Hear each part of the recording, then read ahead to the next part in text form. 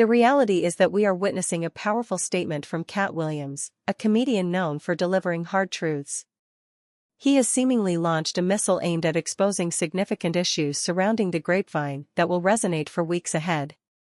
The 52-year-old comedian's remarks came in the wake of numerous statements from Michael Jackson's family and friends regarding the late musical icon's death. What exactly did this renowned comedian say, and why should it catch the attention of other notable Black artists? In a video circulating online, Katt Williams delivered some striking truths about the demise of one of music's greatest talents, Michael Jackson. True to his bold style, Williams suggested that the pop star was deliberately taken out by certain figures in the industry right before our eyes. Although official accounts indicate that Jackson overdosed on medication, Williams alleged that this was a premeditated act. According to him, Jackson had foreseen his fate and hinted at sinister plans from certain individuals who sought to end his life, but they misread his signals. He pointed out that the title of Jackson's final tour, "This Is It," was a clear indication that the artist knew he was nearing the end of his life and would not have the chance to organize another tour. Tragically, Jackson's final tour indeed turned out to be his last, as he passed away the same year he made that announcement. Williams noted that Jackson's announcement was not celebratory, rather, it conveyed a sense of exhaustion from battling the dark forces within the industry. Williams appears to believe that Jackson's death was orchestrated by powerful industry figures who resented his influence. Many fans who viewed Williams's video seemed to agree with his perspective, with one fan remarking that Williams is both prophetic and humorous. Another grieving fan expressed sorrow over how Jackson's childhood was taken from him, explaining that his unconventional behavior stemmed from not experiencing a normal upbringing. This left him with a stunted personality, described as a brilliant man-child with a tragic life story. Some fans speculated that the industry disapproved of outspoken figures like Katt Williams, which led to attempts to silence him. One comment reflected on the deep sorrow felt upon hearing of Jackson's death, recalling tears and heartfelt calls to loved ones. Michael Jackson was found unconscious at his home in Los Angeles by his physician, Conrad Murray. Attempts to resuscitate him were made, but due to a weak pulse, paramedics were summoned, who rushed him to the hospital where he was pronounced dead. Medical reports later confirmed that Jackson died from an overdose of prescribed anesthetics and antidepressants, administered by his personal physician the night before his passing. This revelation raised eyebrows among fans and within the industry, particularly due to the physician's failure to inform the emergency responders about the medications given to Jackson. The coroner's report indicated that the doses administered were at lethal levels, igniting outrage among fans who began demanding justice for Jackson. Subsequently, Conrad Murray faced charges of voluntary manslaughter, pleading not guilty and maintaining that he had done all he could to assist authorities, asserting his confidence in the truth prevailing. His trial spanned 6 weeks, with the jury taking an additional 2 days to deliberate. On November 29, 2011, Murray was found guilty and sentenced to 4 years in prison for voluntary manslaughter. The prosecution argued that Murray's actions directly contributed to Jackson's death and sought a harsher sentence, while the defense contended that probation was more appropriate due to Murray's lack of a criminal record. The 4-year sentence sparked anger among Jackson's family and fans, who felt that Murray deserved a harsher punishment. As rumors swirled, numerous theories emerged regarding Jackson's death, including the notion that it was a deliberate act and that Murray was complicit. Critics questioned why a doctor of Murray's standing would administer such high doses of medication, fully aware of the risks, and why he failed to inform medical personnel about the overdose to facilitate immediate treatment. This led many conspiracy theorists to conclude that Dr. Murray was involved in Jackson's demise, possibly with the assurance of minimal punishment and a lucrative future. Others believed that Murray was merely a scapegoat, set up by powerful elites looking to eliminate Jackson. LaToya Jackson, Michael's sister, echoed this sentiment, frequently attending court hearings and tweeting in search of justice for her brother. She expressed her belief that Michael was a victim of greedy individuals who sought to undermine his success. LaToya called for other witnesses to come forward to reveal the truth behind her brother's death, stating in one tweet that those with knowledge of the events should speak out to help uncover the mystery. She implied that Murray had insight into the circumstances surrounding Michael's passing, but was reluctant to disclose details out of fear of retribution. LaToya asserted that her brother had worked tirelessly for his children and urged people to help seek justice, emphasizing that Dr. Murray was just a small piece of a larger puzzle, and she expressed a strong belief that he knew what truly happened on that fateful night. The individuals who stand to benefit the most are typically the ones responsible for the situation. Furthermore, she mentioned that the family had absolutely no connection to his estate. Interestingly, fans were split over LaToya's views. Some agreed with her assertion that the doctor was complicit all along, as outlined earlier in the video. However, a smaller group of fans believed the doctor was innocent of all charges and was merely fulfilling his responsibilities. They argued that the media and law enforcement were scapegoating Conrad Murray, neglecting other issues surrounding MJ's death. For instance, they noted that MJ had struggled with addiction to sleep and pain medications for years, and that his family attempted an intervention in 2007, which was thwarted when they were turned away by security at the estate. They also mentioned that various medications were discovered in the singer's home after his passing, many listed under false names. According to a police report from 2004, the late singer was taking up to 40 anti-anxiety medications. This led fans to conclude that Dr. Murray was merely a victim of circumstance and should face minimal consequences. In contrast, Paris Jackson, MJ's daughter, did not share this perspective. Like LaToya, she believed her father was assassinated by those seeking his wealth and legacy. In an interview with Rolling Stone, Paris stated that all evidence pointed to this conclusion, asserting that only true fans would understand it. She expressed that her father's death was the result of a setup, although she did not blame Dr. Conrad Murray alone. Paris viewed the entire situation as a complex chess game involving multiple individuals who had a vested interest in MJ's estate. She suggested that revealing too many details could complicate matters further, as no one would want to take responsibility for the death of such a global icon. According to her, the culprits preferred to remain in the shadows, manipulating events from behind the scenes. Paris expressed her desire to eventually seek justice for her father, hoping to become powerful enough to do so, but if that did not happen, she still wished for him to receive the justice he deserved. In her conversation with Rolling Stone, she conveyed, "I definitely want justice, but it's a chess game, and I'm trying to navigate it the right way." Paris also admitted that she had not fully healed from her father's death, but had learned to live with the pain. "They always say time heals, but it really doesn't, you just get used to it.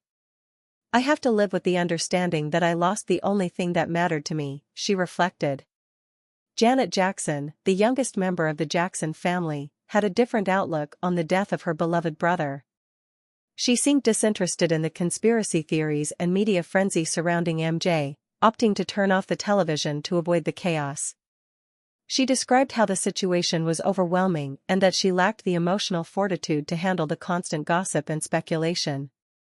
Janet explained that while some people might have a thick skin, everyone has their limits. Her only source of news about the events in America and beyond came from her chef. Instead of engaging with the media frenzy, she chose to cherish her memories of her brother. She recalled their last meeting on May 14, just 2 days before her 43rd birthday, during a family celebration filled with joy as children played around them. Janet reminisced about how she and Michael playfully teased each other over food during the gathering. Afterward, although she returned home, she kept in touch with her brother, telling him how wonderful the occasion was. Shortly after, she traveled to Atlanta to work on Tyler Perry's film, Why Did I Get Married Too?, but stayed connected with Michael. It was during filming that she received the heartbreaking news of his passing, prompting her to leave the set and rush back to LA to join her family for a private gathering amid paparazzi presence. At this family ceremony, a poignant moment occurred when 11-year-old Paris stepped up to the microphone and said, "Daddy has been the best father you could ever imagine," seeking support from Janet afterward. Reflecting on that touching moment, Janet expressed pride in her niece for delivering such a heartfelt tribute. She noted, "People said that Michael's daughter speaking really conveyed how he was as a father. Paris is incredibly intelligent, they all are.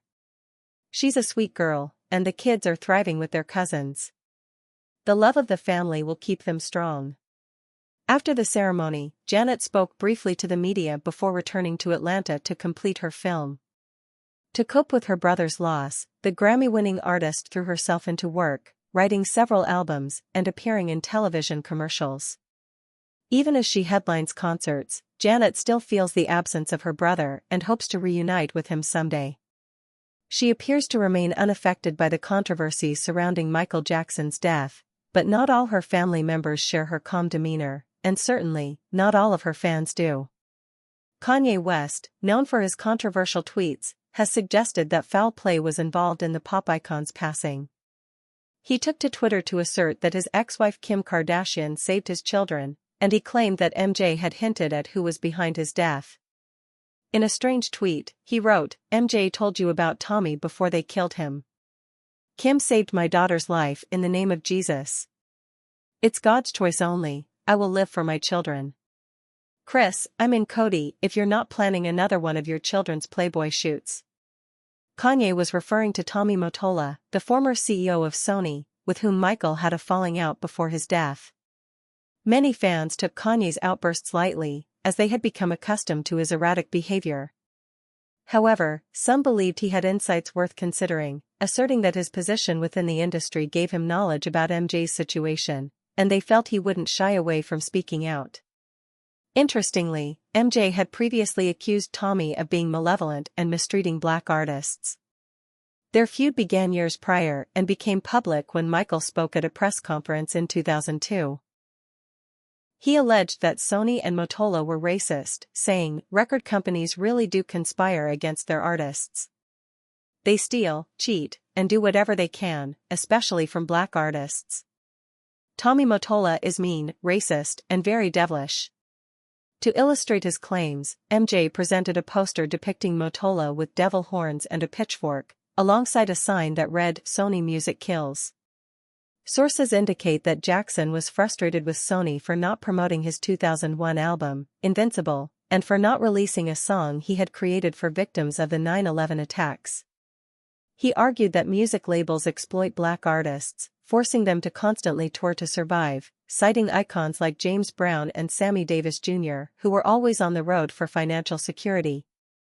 He emphasized that fighting for him meant fighting for all black artists, both living and deceased. Additionally, Jackson's negotiations with Sony over the licensing of his album masters deteriorated, leaving him no choice but to work with the label. This situation prompted him to refuse to tour in support of the album. He also accused Tommy of using a racial slur towards an unnamed artist under his label.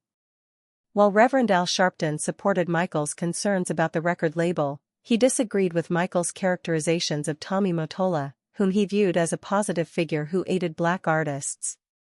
Sharpton stated, "Tommy was the first record executive to step up and help us with corporate accountability regarding black music issues. I have known Tommy for 15 or 20 years and have never seen him act in a racist manner. I wasn't aware that Michael planned to attack Tommy personally. No one tells Michael Jackson what to do." In response, Sony released a statement calling Michael's comments ludicrous and hurtful. They defended Mottola as a respected employee committed to the advancement of all artists on the label and accused MJ of abusing his celebrity status to tarnish the reputation of a hardworking individual. They described Jackson's claims as bizarre, suggesting that his issues might stem from factors unrelated to the marketing or distribution of Invincible. Sharpton noted he received numerous calls from industry insiders and prominent artists expressing disappointment in MJ's outbursts. Nevertheless, many fans rallied behind their idol, asserting that he knew what he was talking about but struggled to articulate his concerns effectively to the media. They believed that if there were no issues with his treatment at the label, he wouldn't have made such statements. Fans speculated that Michael's typically soft-spoken nature was likely triggered by something significant, leading to his outbursts. They criticized producers who opposed MJ's statements as part of the corruption he had been addressing, suggesting that his rants made them uncomfortable and prompted them to devise ways to undermine him. Moreover, fans attributed MJ's death to the Illuminati, believing the secretive group saw him as a threat. They theorized that he had begun revealing deep secrets about the organization and, as a result, they needed to act swiftly. They concluded that Michael was the only artist bold enough to expose Sony and Tommy Mottola publicly. If he had the confidence to advocate for artists struggling under the burden of the Illuminati, he could potentially halt their entire operation. This is why his demise was meticulously planned and executed. Some intriguing theories suggest that Michael Jackson actually passed away 2 years earlier, in 2007.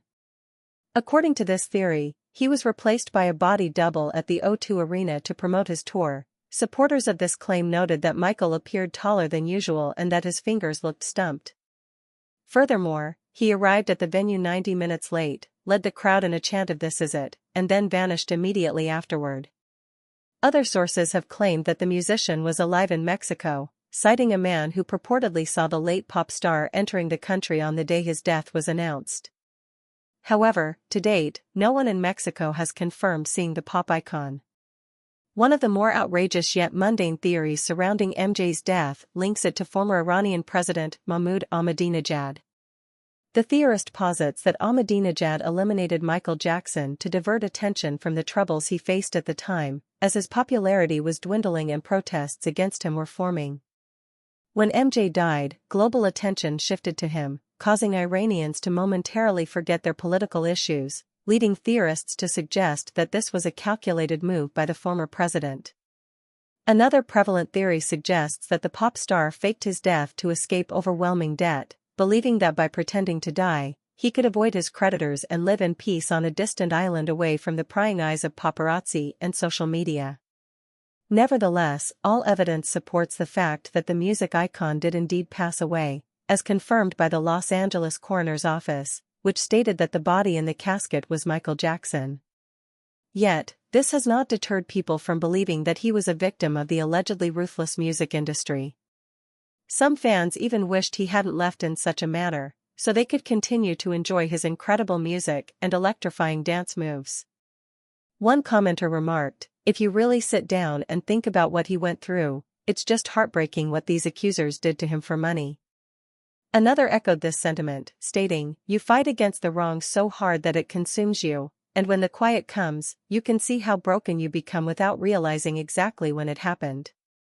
His fans recognize that, although he is no longer physically present, he will always live on in their hearts. One devoted fan captured this feeling perfectly, saying, "Michael will live on forever through all the people who loved him."